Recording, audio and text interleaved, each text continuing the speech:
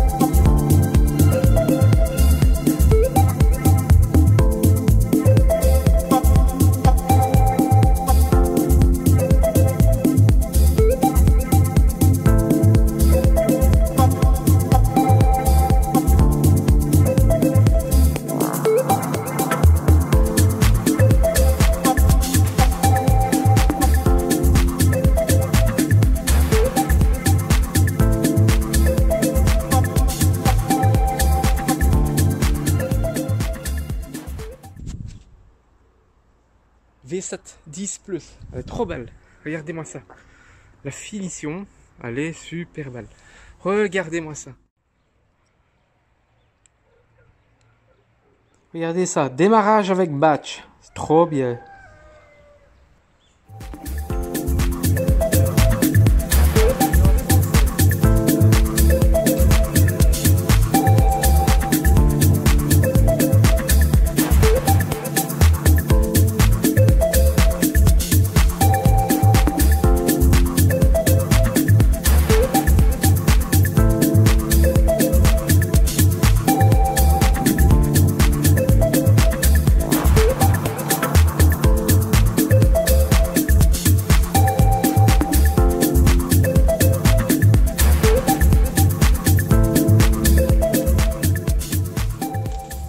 Bienvenue chez Scooter Passion, merci à Mickaël de nous rendre visite. Il est venu voir donc la nouvelle trottinette V7 10 Plus. Donc trottinette comme vous le savez donc en 60 volts qui existe en 3 versions. Donc cette nouvelle marque, cette nouvelle trottinette donc qui existe en 60 volts, 20,8 ampères, 25,6 et 28 ampères. Donc c'est principalement la différence. Ça va être au niveau de l'autonomie et un petit peu au niveau de la puissance dû à l'ampérage. Sinon, c'est des trottinettes qui sont totalement identiques. Alors, sur cette trottinette V7, on a le plaisir d'avoir un double freinage hydraulique nut. Donc, qui fait vraiment bien son boulot, donc qui est connu, hein, qui était déjà présent sur les Thunder, etc. On a double suspension semi-hydraulique réglable, donc à l'avant à l'arrière réglable au moyen d'une bague, donc c'est très appréciable aussi, surtout que cette suspension fonctionne très bien et le principal retour des clients, c'est vraiment le confort de cette trottinette, notamment en raison de ces suspensions. On a des pneus 3x10, donc d'origine des pneus 3x10 que l'on a monté tout un moment en upgrade sur les Power Zero, donc les 10X, etc. On a le nouveau système de mise en fonction avec la puce au niveau du LCD. Donc la trottinette est fournie avec 3 petites puces et donc pour pouvoir l'allumer, donc pour pouvoir la mettre en service, voilà, donc on allume, vous voyez, il demande la carte, on badge et elle se met en service.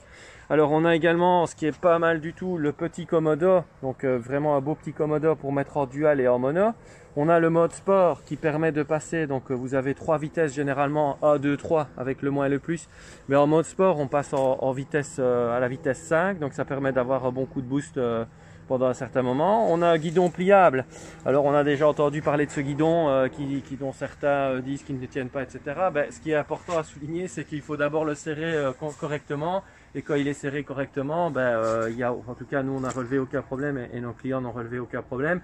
C'est vrai que quand ça sort de boîte, si on ne fait pas attention, on peut effectivement partir avec un guidon qui n'est pas totalement serré.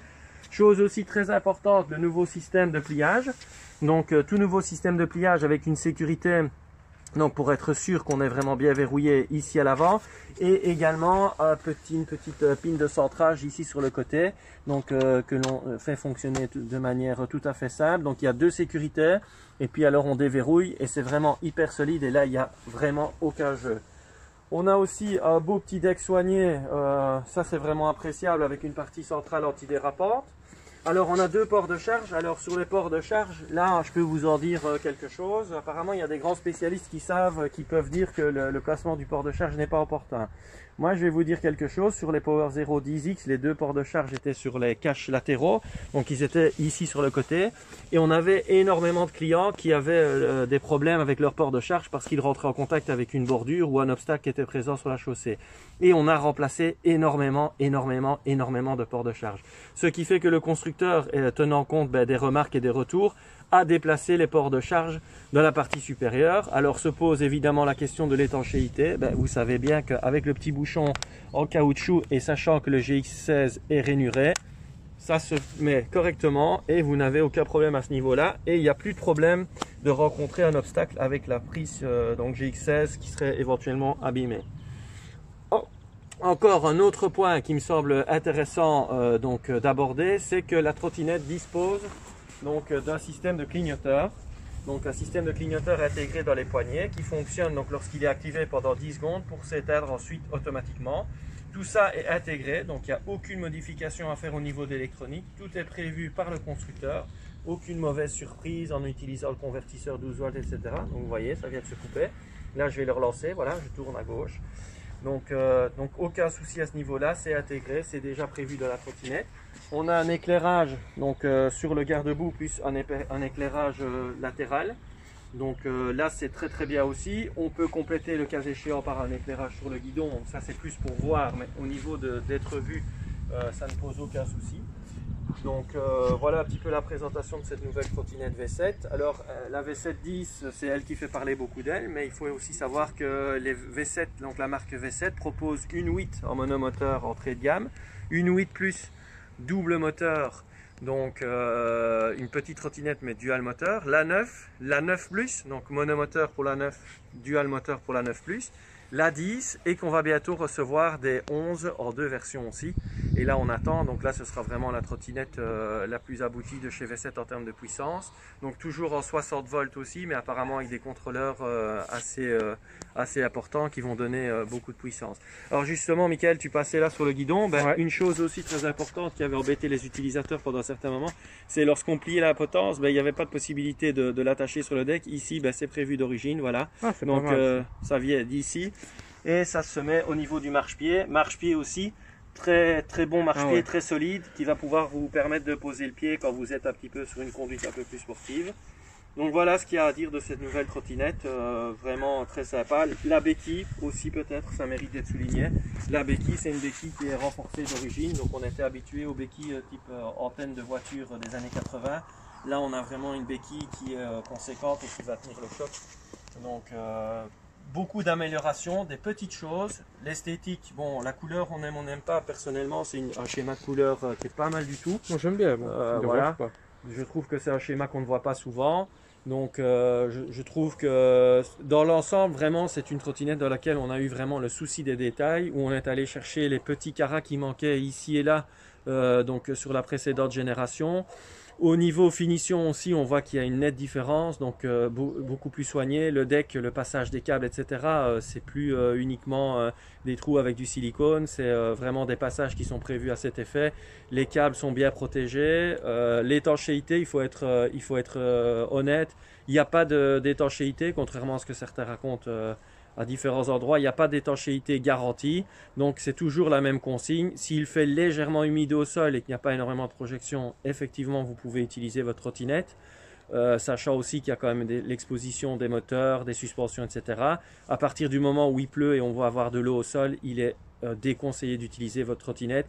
C'est vrai qu'elle ne va pas immédiatement tomber en panne, mais vous risquez très rapidement d'avoir des problèmes d'entrée d'eau au niveau du contrôleur, etc. Et même si c'est pas important, justement, l'eau va avoir du mal à s'évacuer, ou en tout cas la condensation, et à terme ça va abîmer votre trottinette. Donc il faut rester très clair, très honnête et très objectif sur ce point. l'étanchéité n'est pas présente, mais la protection contre les projections s'est nettement améliorée et va vous permettre de rouler dans des circonstances qui restent acceptables au niveau humidité, etc. Au-delà de ça, il faut vraiment se tourner vers les trottinettes étanches. Et là, malheureusement, on n'a que la Ninebot G30 Max et quelques autres trottinettes qui sont annoncées comme étant certifiées étanches. Mais bon, voilà, c'est plus une promesse la plupart du temps qu'une réalité. Mais on laisse à chacun le choix de choisir. Et pour ce qui nous concerne chez Scooter Passion, on veut être très clair sur ce point. Mais vraiment une trottinette, une belle réussite à tous les niveaux. On a vraiment hâte de pouvoir rouler et hâte de pouvoir la tester à fond. Mais a priori, produit vraiment bien pensé, produit qui à mon avis va rencontrer un certain succès auprès des différents riders qui veulent une machine puissante sans nécessairement s'encombrer avec des machines qui passent les 40 kg, puisqu'ici on est aux alentours de 35-36 kg. 35-36 35-36, donc voilà, ça c'est à peu près la 10X. C'est moins qu'une Thunder évidemment, c'est moins qu'une NF11. Maintenant, bon, si on veut la NF10, c'est plus ou moins la même chose. Donc je vais dire que la concurrence sur cette trottinette là, ça va être la Curus. Et alors ce qui va les différencier principalement selon moi, c'est vraiment une question de look. Si on aime la Curus, on aime la Curus. Et certains diront non, la Curus j'aime pas, je préfère la V7. Là il n'y a aucun argument à pouvoir opposer à l'un ou l'autre. C'est pas d'ailleurs l'objectif d'opposer des arguments. Mais c'est vraiment une question d'esthétique et au niveau de la qualité de finition, honnêtement on est sur deux produits, que ce soit la Curus ou la V7, sur deux produits qui sont des nouvelles générations de trottinettes, où on a pris le soin de justement corriger certains problèmes qu'on a rencontrés par le passé. C'est une trottinette qui rencontre un énorme succès déjà dès sa sortie, qui circule déjà aussi depuis un certain temps chez les testeurs en Asie, etc. Donc c'est quand même un véhicule qui a subi quelques tests. Quand je dis quelques tests par rapport à d'autres qui sont sortis alors qu'ils n'avaient, à mon avis, jamais fait quelques tours de roue. Donc voilà, Michael, c'est vraiment gentil de nous rendre visite. Et où est-ce qu'on te retrouve? Chez scooterpassion.be, évidemment, voilà. Scooterpassion.be. Vous nous retrouverez sur le site. Vous pouvez également nous rendre visite sur rendez-vous. Vous pouvez suivre notre info sur Facebook, etc. Et vous êtes les bienvenus. Et on remercie vraiment Michael d'être venu nous rendre visite aujourd'hui. À la prochaine, merci.